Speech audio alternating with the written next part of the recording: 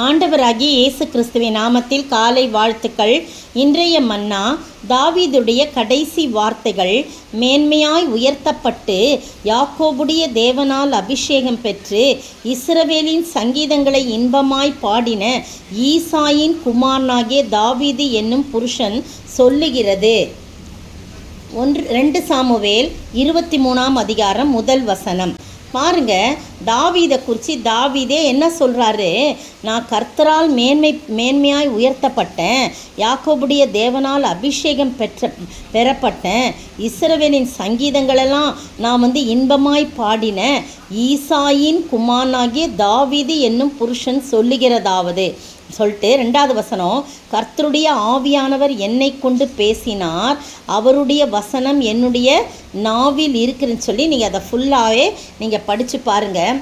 ஆக கர்த்தரால் மேன்மையாக உயர்த்தப்பட்ட தாவீது, இது மட்டும் நமக்கு கட்டாயம் தெரியும். ஏன்னா அவன் என் இருதயத்துக்கு ஏற்றவன் அப்படின்னு சாமுவேல் தீர்க்கதரிசிகிட்ட சொல்கிறார். அவன் இருதயத்துக்கு ஏற்றவன், எனக்கு சித்தமானபடியெல்லாம் அவன் செய்வான் அப்படிலாம் சொல்லி வார்த்தைகள் இருக்குது. பாருங்கள், 1 சாமுவேல் 16 அதிகாரத்தில் பார்த்தீங்கன்னா அங்கே அங்கே போட்டிருக்குது.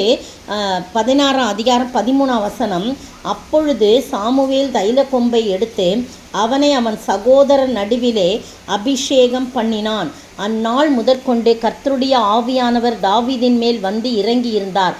சாமுவேல் எழுந்து ராமாவுக்கு போய்விட்டான். பார்த்தீங்களா, கர்த்தருடைய ஆவியானவர் அந்நாள் முதற்கொண்டு தைல கொம்பை எடுத்து சகோதரர் முன்னால் அவரை அபிஷேகம் பண்ணார். சகோதரர்லாம் பெரிய பெரிய மிலிட்ரி ஆஃபீஸர்ஸு. ஆனால் போய் நீ ஈசாயின் கர்த்தர் சாமுவேலை நோக்கி என்ன சொல்கிறாரு? நீ சவுலை நான் தள்ளிட்டேன், நீ அதுக்காக ஏன் துக்கப்பட்டுருக்கிற? நீ போய் ஒரு கொம்பை எடுத்து தைலத்தால் நிரப்பி நீ போய் பெத்லேஹேமியானாகிய ஈசாயின் இடத்துல உன்னை நான் அனுப்புகிறேன், அவன் குமாரில் ஒருத்தரை நான் ராஜாவாக தெரிந்து கொண்டேன்னு சொல்கிறான். அதே மாதிரி சாமுவேல் போகிறாரு, ஒவ்வொரு பிள்ளையாக வராங்க. இவர் இல்லை, இவன் இல்லை, இவன் இல்லை, நீ முகத்தை பார்க்குற, நானும் இருதயத்தை பார்க்குறேன்னு எல்லாரையும் புறக்கணிச்சிட்டாங்க. 7 பிள்ளைகளும் போயிட்டாங்க.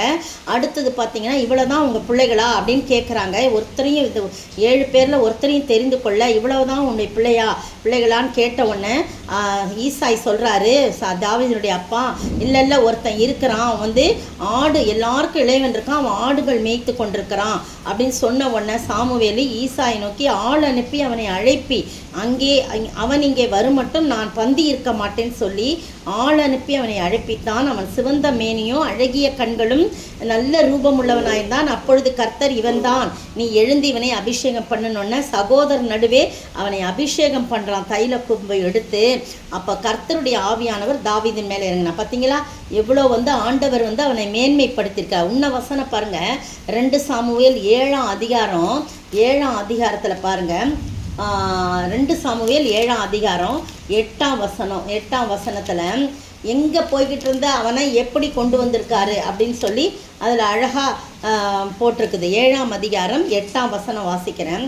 இப்பொழுது நீ என் தாசனாகிய தாவீதை நோக்கி, சேனைகளின் கர்த்தர் சொல்லுகிறது என்னவென்றால், நீ இஸ்ரவேல் என்கிற என் ஜனங்களுக்கு அதிபதியாய் இருக்கும்படி ஆடுகளின் பின்னே நடந்த உன்னை நான் ஆட்டு மந்தை விட்டு எடுத்து நீ போன எவ்விடத்திலும் உன்னோடே இருந்து உன் சத்துருக்களையெல்லாம் உனக்கு முன்பாக நிர்மூலமாக்கி பூமியில் இருக்கிற பெரியோர்களின் நாமத்திற்கு ஒத்த பெரிய நாமத்தை உனக்கு உண்டாக்கினேன். நான் என் ஜனமாகி இஸ்ரவேலுக்கு ஒரு இடத்தை ஏற்படுத்தி அவர்கள் தங்கள் ஸ்தானத்தில் குடியிருக்கவும் இனி அவர்கள் அலையாமலும் முன்போலும் நான் என் ஜனமாகி இஸ்ரவேலின் மேல் நியாயாதிபதிகளை கட்டளையிட்ட நாள் வரையிலும் நடந்தது போல நியாயக்கேட்டின் மக்களால் இனி சிறுமைப்படாமல் இருக்கும்படி அவர்களை நாட்டினேன். நான் என்ன பண்ணேன்? அவர்களுக்கெல்லாம் அதிபதியாக்கினேன், ராஜாவாக்கினேன் அப்படின்னு சொல்லி சொல்கிறத பார்க்குறோம். அப்போ தாவீது ராஜா பாருங்க, கர்த்தருடைய சமூகத்திலிருந்து, கர்த்தராகிய ஆண்டவரே தேவரீர் என்னை இதுவரைக்கும் கொண்டு வந்ததற்கு நான் எம்மாத்திரம், என் வீடு எம்மாத்திரம் சொல்லி அவன் கேட்குறத 18 வசனத்தில் நம்ம வாசிக்கிறோம். இந்த அருமையான வேளையிலே எப்படி பார்த்தீங்களா, எவ்வளோ உயர்வு.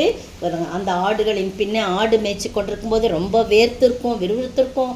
ஒரு காற்றில் ஆபத்துக்கள், சிங்கம் வந்தது, கரடி வந்தது, இப்படி பல ஆபத்துக்களை சந்தித்து அவன் காட்டிலேயே அவனுடைய நேரம் முழுவதும் அவன் செலவழித்தான். ஆனால் ஆண்டவர் பாருங்கள், அவனை அப்படியே தூக்கி எடுத்துகிட்டு வந்து அரண்மனையில் உட்கார வச்சார். அரண்மனை நல்லா குளுன்னு இருக்குங்க, நல்லா ஜில்லுன்னு இருக்கும், ஏசியெல்லாம் கிடையாது. நான் மைசூர் அரண்மனைக்கு போன போது தாவீதின் அரண்மனையை நான் நினச்சேன். பாருங்கள், காலை கீழே வச்சோடனே தரையும் ஜில்லுன்னு இருக்குது, அந்த இடமே ஏசி போட, அந்த அமைப்பில் அந்த நாட்கள்லாம் அரண்மனை கட்டி இருக்கிறாங்க. அதே போல தான் அந்த அமைப்பில் கூலாக இருக்கிற மாதிரி அரண்மனை கட்டியிருப்பாங்க. அந்த அரண்மனையில் வேர்த்து விறுவிறுத்து அப்படியே டயர்டாக போய் சரியான ட்ரெஸ்ஸு இல்லாமல் அழுக்கடைந்து அங்கே காட்டில் இருந்த அவனை அப்படியே மந்தையிலிருந்து தூக்கி எடுத்து வந்து அபிஷேகம் பண்ணி தன்னுடைய ஆவியினால் நிரப்பி அவனை வந்து ராஜாவாக்கினான். இதுதாங்க அந்த மேன்மை. அதை தான் சொல்கிறான், நான் என்னை மேன்மையாய் நான் உயர்த்தப்பட்டேன், யாக்கோபுடைய தேவனால் அபிஷேகம் பண்ணப்பட்டேன், அவருடைய சங்கீதங்களால் நான் இன்பமாய் பாடின ஈசாயின் குமாரனாகிய தாவீது என்னும் புருஷன் சொல்லுகிறேன்னு சொல்லுது. எனவே நீங்களும் நானும் கர்த்தருக்கு மட்டும் நம்ம உண்மையாக காணப்படணும், கர்த்தருடைய இருதயத்துக்கு ஏற்றவராக நம்ம காணப்படணும், கர்த்தருடைய சித்தம் செய்பவர்களாக காணப்படும் போது நம்மையும் ஆண்டவர் மேன்மைப்படுத்துவார். அந்த ஆசீர்வாதத்தை நாம் பெற்று வாழ ஆண்டவர் தாமே கிருபை செய்வாராக. ஆமென்.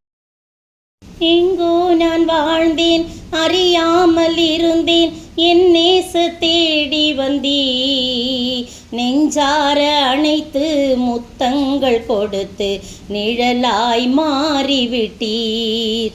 நன்றி உமக்கு நன்றி, நன்றி உமக்கு நன்றி.